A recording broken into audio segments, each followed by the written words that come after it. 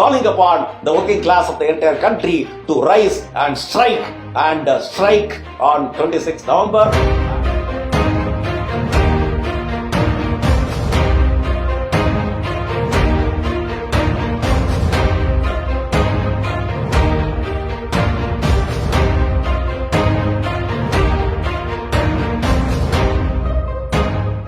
Dear friends, 26th November is the day of All India strike.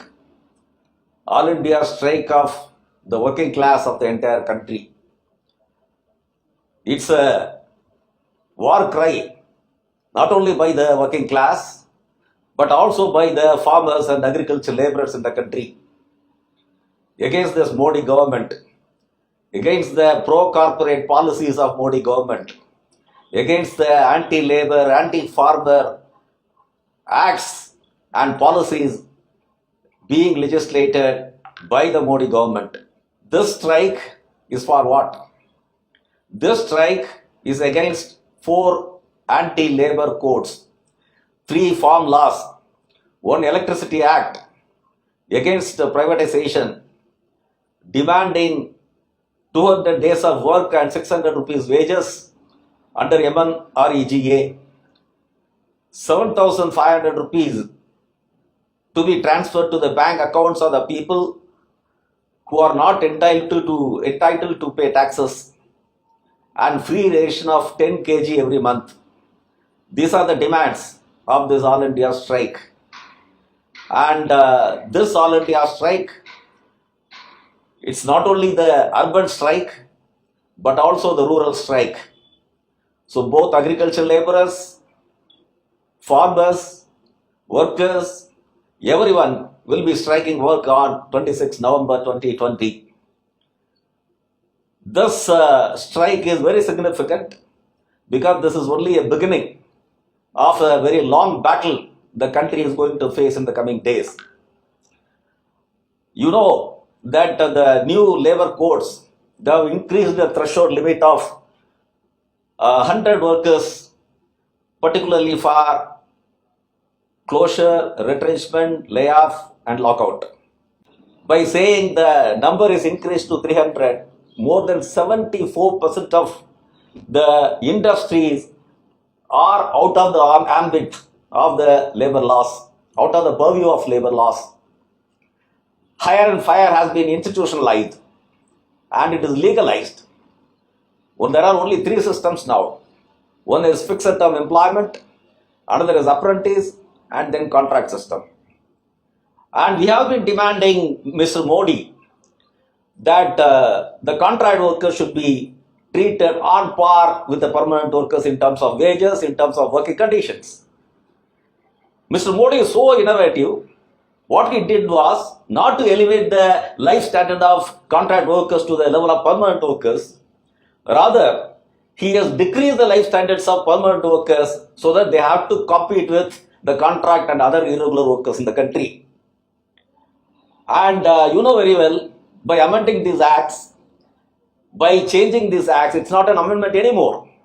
It is only corporate laws. It's a corporate laws for the corporates, of the corporates and by the corporates, not by Modi. And these corporate laws have denied even the minimum wages to the workers in the country. The entire country has been demanding, the workers have been demanding a rise in wages. But what the Modi government has done is to introduce the concept of floor wages, which is not for more than 4,500 rupees per month. And I am not sure when it is going to become mandatory. As on date, there is a minimum wage as well, which is more or less 15,000 rupees in states like Karnataka, Maharashtra, Tamil Nadu and all that. But it's very soon we are going to witness a situation where all the wages will be depressed and if the floor wages are paid, 4,500 rupees is paid, then perhaps the industrialists and the employers, they are out of the ambit of the labor law. And the amendments in the Contract Labor Act says very clearly that the same work for same pay same wages and service conditions for the people who are engaged in same and similar kind of work is not mandatory anymore. It is sufficient to pay only the minimum wages for the contract workers. And you know very well that principal employer has been responsible for any default on the part of the contractors. But now the Act says that principal employer is not responsible, and it has introduced so many ambiguities in the definition of principal employer, and all these principal employers are completely absolved of the responsibility. And not only that, there had been discussions about core areas of work and non-core areas of work. Now the government has said, the new laws have said that non-core areas of work can be the core areas of work as well. Hitherto core areas of work as well. So who are these people considered to be non-core area? They say that it is sanitation workers, ASHA workers, Anganwadi workers, midday meal workers, security workers. They are considered to be non-core area of work. So these people have been demanding regularization. These people have been demanding higher wages, but by defining them under non-core category, the government has completely denied the long-drawn demands of this section of workers in the entire country. The female workforce participation rate has been decreasing. This more because the jobs which female were engaged are more informalized, and they are again being pushed into the four walls as per Manusmriti. And there were clauses in the previous acts which was penalizing the defaulting employers for non-payment of ESI, PF, etc. But the new code has removed all those penal clauses for employers. Rather, it has introduced penal clauses for the workers and the union. And in case if the union goes on according to the new code, goes on a strike which is said to be illegal, then the punishment can even be cancellation of registration of trade union. Not only that, the employee office bearers, worker office bearers may also be punished with a fine of 50,000 rupees. And you know very well that going on a strike has become completely impossible, because if you issue a strike notice, that has to be issued 2 months in advance. And if you issue a strike notice, and if the employer goes to the labor department conciliation officer, then if we go on a strike, that becomes illegal. Not only that, if the conciliation is over, even after that, for another 2 weeks, the workers cannot go on strike, shouldn't go on strike. And if it is before the tribunal, and the tribunal has given the award, even then for another 2 months, you cannot go on a strike. So, going on a strike, the right to strike has been snatched away by the new code. And you know that inspectors are supposed to inspect and punish the erring employers. But now, the inspectors are termed as facilitators. They are only advisors to the companies, not to the workers. So this is the kind of changes that the Modi government has brought in. And it is not amendment on labor laws anymore. Whatever is formulated now is the scrapping of labor laws and legislating corporate laws in the name of labor laws. This is what the Modi government has done. And you know that the entire country is being sold.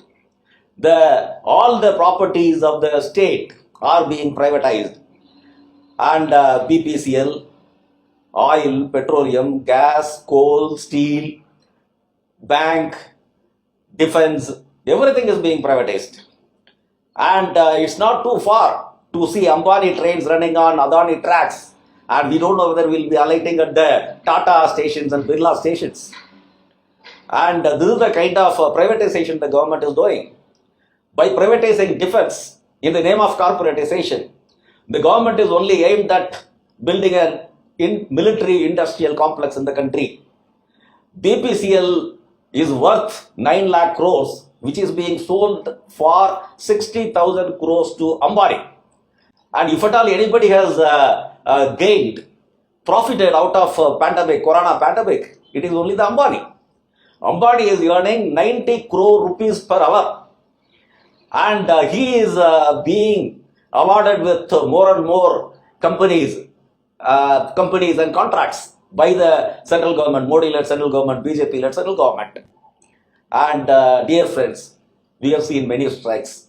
We have seen the strikes of BPCL workers. We have seen the strike of defense workers. We have witnessed the strike of bank workers. Now the strikes are going to increase in the coming days. And this 26th November All India strike is basically the strike of all toiling masses in the country, whether they are in rural India or in urban India.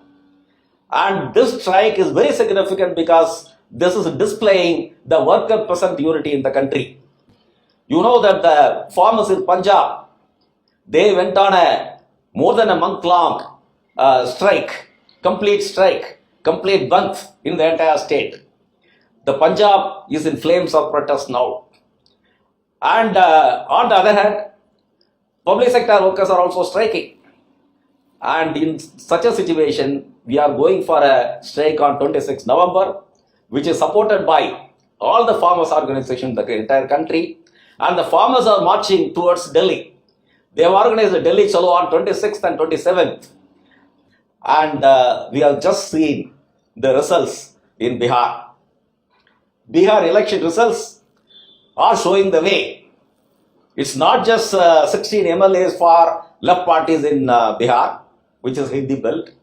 Left is no more confined to Kerala, Bengal and all that. It is emerging in Hindi belt in Bihar, led by CPML. And more than the winning of 16 MLAs, the crucial aspect of this election is that this election was not contested on caste lines or communal lines. Rather, this election was fought on most fundamental issues of the people, real issues of the people. That is the most significant aspect of the Bihar election results. So in such a situation, we have to see the way being shown by the Bihar, and we have to acknowledge the kind of message being thrown by 26 November All India strike, and we should march on the streets on 26 November, and we should make the strike a great success, and we should also make the Delhi Chalo program of farmers a great success. AICCTU, All India Central Council of Trade Unions, as a part of joint platform of all central trade unions in the country, barring PMS, calling upon the working class of the entire country to rise and strike on 26 November.